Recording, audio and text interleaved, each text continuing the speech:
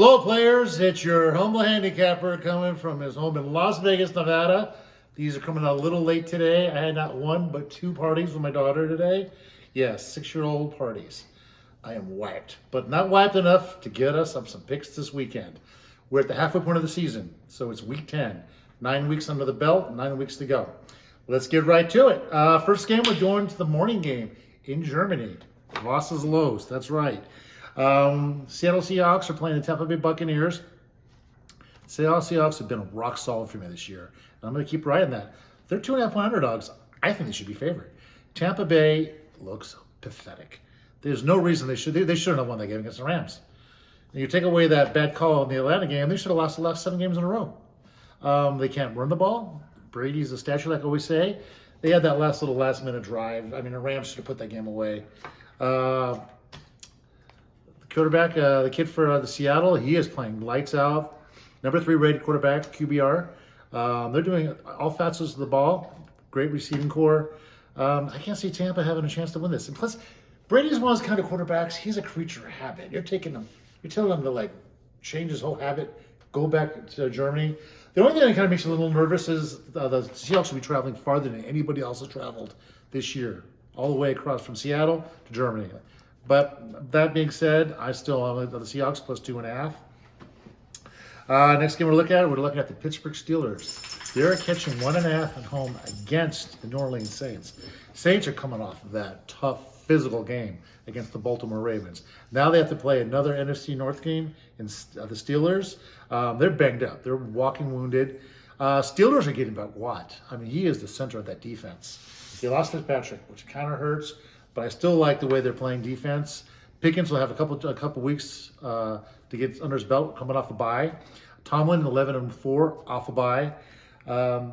Everything's kind of lining up for the Steelers to start playing a little better, and I think they're just going to impose their will against that New Orleans team. That one looks solid. You get them as a home dog off a bye. Our next game will be the Bears. This will be my one favorite of the week. I'm laying 2.5, but it'll probably be 3. Might even be 3.5, so we'll be careful about laying those points. They're playing a Lion team who's coming off a Packer victory. That was a big win for the Lions, so you know they're due for a letdown. Campbell on the road, 0-11 as a head coach of the Lions right now. He can't get these guys ready to win. They're okay at home. They've been playing well at home, but the Bears, man, they found magic in this kid Fields. He is running the ball. They're running the ball in all facets. The defense stays up a lot of points. I will grant you that. But I can't think Detroit can keep up with them. Playing on the grass after a big letdown in a division game. Don't lay more than 3. Hopefully it's going to be 3 still, if you can catch that. That'll be our third game. Our fourth game will be the Cleveland Browns coming off a bye week. They played Monday night before on Halloween night, and they just took it to Burrow. So they're not afraid of playing a high-quality quarterback. Their big advantage against Miami is one of the worst run defenses in the league. And Cleveland has been one of the best run offenses. I think they'll run the ball, try and keep that defense away. Their defense, their edge rushers are great with Garrett. They're going to be coming after Tua all day. You catch them 3.5 at home. As a dog, that one looks rock solid. And my last one, hold your nose, I'm taking the Denver Broncos. That's right. They're going to play into Tennessee. Tennessee's coming off that tough game on Sunday night against the Kansas City Chiefs. You know they're on the field, the defense on the field for 91 plays. They had to play overtime, and so they had to play extra stanza. They can't move the ball at all. They had 80 yards of offensive last week on the passing game. You know, you stop Henry, you stop them. I know Denver hasn't been great, but people forget Denver's defense is great, number 2 in the league. Everyone's focusing on how badly Wilson's been playing, but I think with the bye under his belt.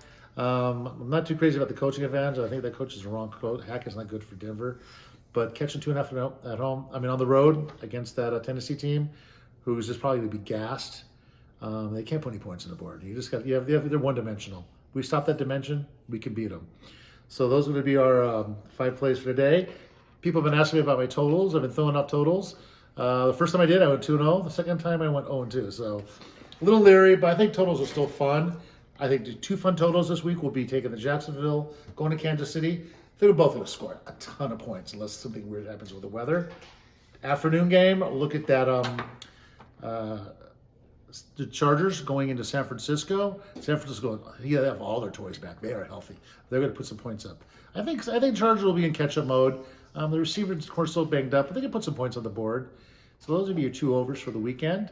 Yeah, kind of a little tired. Did like a little partying with my daughter. Come over, Yaya. Give you a little greeting for my people. Cheers. We've been partying. Still partying. Still partying.